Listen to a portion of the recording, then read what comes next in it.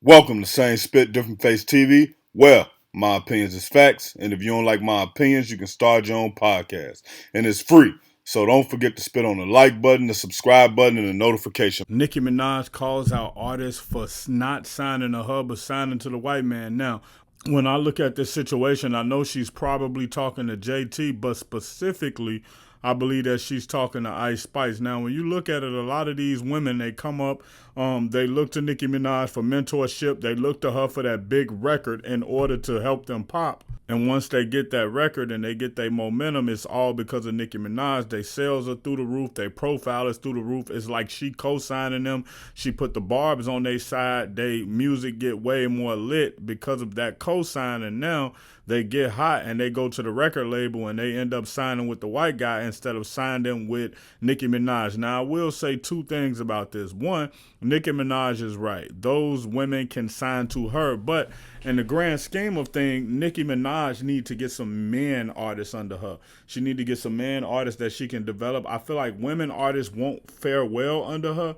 and it'll only be because she's still actively putting out music, so she can actually outshadow them. Now, if she was gonna bring them onto her label, she was gonna write for them, she was gonna be on their hit singles, she was gonna put some of those different things together, say, hey, I can get Drake on the track, I can get Wayne on the track, I can help you do XYZ, and then I can double or triple the money you was gonna get. So yeah, with the label, you was only gonna be splitting what you make one way, but you was only gonna make about 500,000 a year, opposed to you'll be splitting it three ways or two ways rather if you get with me, but you'll be making 2 million a year. So it'll be a bigger pot to work out of. Now, the second thing I'll say, it's smart business to go directly with a label if you don't have to split it between a couple of people. Now, the difference between the label is the label do the marketing and the distribution, and they bring the artists on, so the artists don't have to go sign two, three, four, five, six different deals.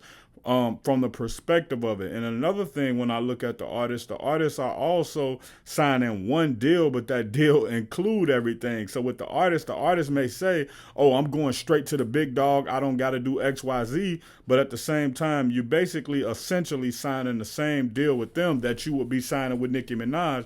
The only difference is that you'd be splitting it up, going to Nicki Minaj, and then she would go somewhere else for distribution, opposed to when you would just go to the label and go, and the label would do the distribution and everything else. But those are still fees that will be paid. Those are still things that you would have to be paid back.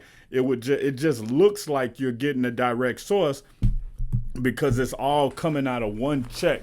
It's all coming out of one payment, and it's going directly to the label, opposed to you going to Nicki Minaj. But if I'm Nicki, I just stop trying to sign the women. I stop trying to help the women. But then when they do that, the women gonna be saying that she hating on them. They're gonna be saying that she not trying to help, and she's done nothing but help the women that she's helped, the younger artists. And the younger artist has basically spit in her face and been like, "Nah, we not trying to sign here. We'll go somewhere else." And so if I'm Nicki Minaj moving forward, I'm not helping another artist until they ink a deal, even if they only ink a single deal, or even if they ink a one album deal, just to kind of test the waters and get what they need to get up out of it. And then she say, okay, you do one album with me, and if you go somewhere else, I need to make money off of all of them other projects. But I think it's a no-brainer, man. And Nicki Minaj, she's not as hot as Lil Wayne is, but if y'all want to really be honest, Lil Wayne was actually heading down in his career when he found Drake and Nicki Minaj, and by them coming up and being hot, that actually made Wayne hot again. So I need y'all to jump in the comments and let me know what y'all think.